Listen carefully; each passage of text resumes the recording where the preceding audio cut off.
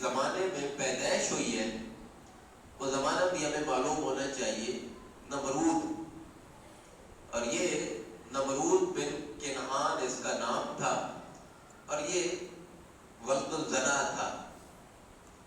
اپنے باپ کا بھی یہ نہیں تھا۔ یہ پوری تاریخی روایات ہیں، ان کے بارے میں بہت ساری تفاسیر کے اندر یہ ذکر موجود ہے، اور آپ کو معلوم ہونا چاہیے کہ جو انبیاء کا خاص کر گستاخ ہوگا، جس نے نبی کی گستاخی کی ہوگی، قرآن نے بھی اس کے بارے میں الفاظ ارشاد فرمائے ہیں، اگر ہمیں معلوم ہو تو وہ کئی دفعہ بیان ہو چکے ہیں۔ تو اس لیے جو نبی کی گستاخی کرے گا نا، وہ چاہے وقت کا بادشاہ ہو، اس کی اصل میں خطا ہوگی، یہ حقیقت ہے۔ اگر کوئی نہیں مانتا تو اس کی اپنی قسمت ہے، کسی کا اس پر ایمان نہیں ہے تو اس کو اپنے ایمان کا محاسبہ، وگرنہ نبی کا گستاخ تو نمرود بھی ولد الزنا تھا، تفاسیر کے اندر یہ باتیں موجود ہیں، اور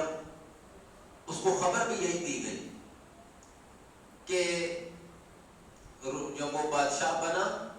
تو اس کو یہی کہ نجومیوں نے آ کر کہا کہ آپ نے خواب دیکھا ہے، ادھر سے اس نے خود بھی خواب دیکھا تھا کہ ایک بیٹا آیا اور اس نے سینگ مارے اور میری سلطنت اور میرا جو تخت ہے اس کے ٹکڑے ٹکڑے ہو گئے۔ یہ خواب اس نے نجومیوں کے سامنے رکھا، نجومیوں نے خواب دیکھا رات کو کس طرح تیری بادشاہ کے ٹکڑے ہو گئے۔ تو وہ یہ بات پھر جب ان کا حال پوچھا گیا کہ کیا ہو جائے، تو پھر بادشاہ کو یہی حال بتایا گیا کہ جو بچہ اس وقت پیدا ہو اس کو قتل کر دیا جائے، اور اس نے اس کے لیے پورے ملک کے اندر اپنی فوجیں پھیلا دی، حتیٰ کہ یہاں تک کر دیا کہ خاندان کے خاندان اس نے جدا کر دیے، میاں بیوی کو آپس میں اس نے جدا کر دیا۔ اس کے باوجود بھی جن دنوں میں اس نے یہ حرکت کی، اللہ پاک نے یہ سورہ مبارکہ کا آغاز اسی طرح فرمایا، الحمدللہ الذی، تمام تعریفیں اس اللہ کے لیے جو ہر چیز پر قادر ہے۔ اتنی فوجیں، اتنی طاقت، اتنی سلطنت، اتنی بادشاہت استعمال کرنے کے باوجود بھی اللہ رب العالمین نے حضرت ابراہیم علیہ السلام کو اس زمانے میں بھیجنا تھا، اور حضرت ابراہیم علیہ السلام کا نور اپنی والدہ کے پیٹ مبارک میں منتقل ہو گیا، اور یہ اس کی قدرت ہے، وہ چاہے تو ایسا کر سکتا ہے۔ اس سے ہمارے ایمانوں کو جلا بخشنی چاہیے، اپنے ایمانوں کو مضبوط ہونا چاہیے کہ یار جو رب اس طرح کر سکتا ہے نا، وہ ہماری دعاؤں کو بھی سن سکتا ہے۔ مانگنا چاہیے اور واسطہ بھی اسی طرح دینا چاہیے، او ابراہیم علیہ السلام کے رب، او ابراہیم علیہ السلام کے وہ رب جنہوں نے حضرت ابراہیم کو بڑھاپے میں اولاد عطا کی، مجھے اولاد نہیں عطا کر سکتا؟ جس نے حضرت ابراہیم علیہ السلام کو نمرود کے ظلم سے محفوظ رکھا، وہ مجھے آج کے دور میں ان بادشاہوں کے ظلم سے محفوظ نہیں رکھ سکتا۔ اب جب ہم اس طرح یہ قصے جو ہے یہ ایمان کی مضبوطی کے لیے ہے، تمام تفاسیر، تمام روایات اس بات پر متفق ہے کہ حضرت ابراہیم علیہ السلام کی ولادت اسی زمانے میں ہوئی ہے۔ اور اگلی بات اس سے بھی کمال کی ہے، جب حضرت ابراہیم علیہ السلام کی ولادت کا وقت آیا تو آپ کی والدہ پہاڑ میں چلی گئی، اور وہاں پر جب ولادت ہوئی تو آپ حضرت ابراہیم علیہ السلام کو پہاڑ میں چھوڑ کے واپس گھر آ گئے، اور اس پر روایات مختلف ہیں۔ ایک یہ ہے کہ 15 سال تک، ایک روایت ہے 15 ماہ تک، یہ اس لیے اختلاف ہو جاتا ہے کہ بعض اوقات چونکہ ہاتھ سے لکھنے کا زمانہ تھا، بعض لوگ کہتے ہیں اختلاف اس لیے ہے کہ بھائی پتہ نہیں کون سی بات کرتا ہے، کون سی، یہ الجھانے کے لیے ہے۔ اختلاف اس لیے ہو جاتا ہے کہ ہاتھ سے لکھنے کا زمانہ تھا تو قلم طباعت ہوتے تھے،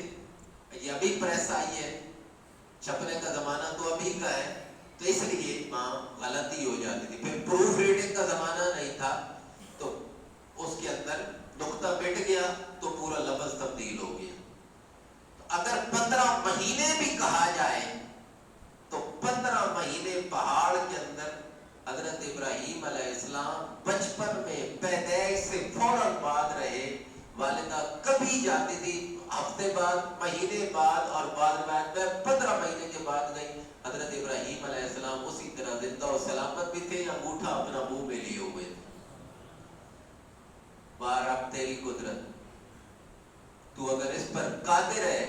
کہ بچپن میں اس کی حفاظت بھی کرتا ہے، اور یہاں تک بھی روایات ہے کہ حضرت ابراہیم علیہ السلام کو ہاتھ کی 5 انگلیوں سے 5 خوراکیں ملتی تھی، ان کو دودھ بھی ملتا تھا، ان کو شہد بھی ملتا تھا، ان کو پانی بھی ملتا تھا، ان کو کھجور بھی اسی انگلی سے میسر آتی تھی۔ ایک ہاتھ میں 5 انگلیوں سے 5 چیزیں جاری کرنے والے کوئی رب کہتے ہیں، جو رب اس پر قادر ہے، وہ ہماری دعاؤں کو سننے پر بھی قادر ہے۔ اب عابدی وقار، اس سے ہمارے عقائد اور ہمارے ایمان کو مضبوطی ملتی ہے۔ اور جب یہ حضرت ابراہیم علیہ السلام 15-16 سال کے ہوئے تو فوراً حضرت ابراہیم علیہ السلام آئے اور بادشاہ کا پہلی دفعہ ہی مقابلہ کیا۔ اور اس وقت جس گھر میں آئے، حضرت ابراہیم علیہ السلام کے چچا، آپ کے والد گرامی کا نام تارخ ہے اور چچا کا نام آزر ہے۔ قرآن شریف نے چچا کا نام لیا ہے آزر، والد کا نام نہیں لیا۔ تو بعض لوگ اس پر بھی غلط فہمی کا شکار ہے کہ آپ کے والد معاذ اللہ بت پرست تھے۔ یہ ہمارے اہل سنت کا عقیدہ نہیں ہے، یہ بھی یاد ہونا چاہیے۔ حضرت ابراہیم علیہ السلام کے والد بت پرست نہیں تھے۔ حضرت ابراہیم علیہ السلام کا چچا جو ہے وہ آزر، یہ بت پرست تھا،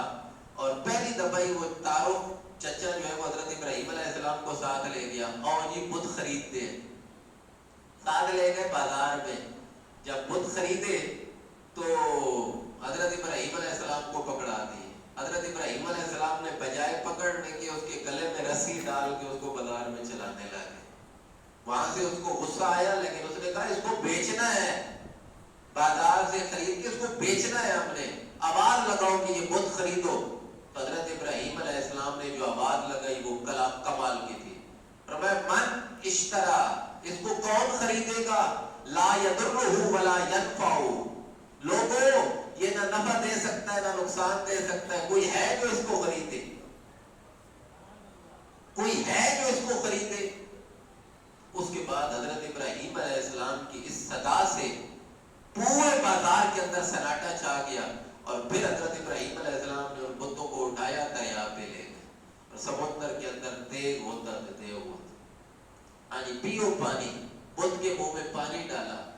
اس کے بعد اس وقت ساری قوم ان کی جمع ہوئی، حضرت ابراہیم علیہ السلام نے وہ الفاظ کہے جو قرآن نے یہاں پر نقل کیے، ساری قوم لڑنے کے لیے آ گئی۔ تو اس وقت حضرت ابراہیم علیہ السلام نے ساری قوم کو کہا تم لڑتے ہو 2 نمبر خداؤں پہ،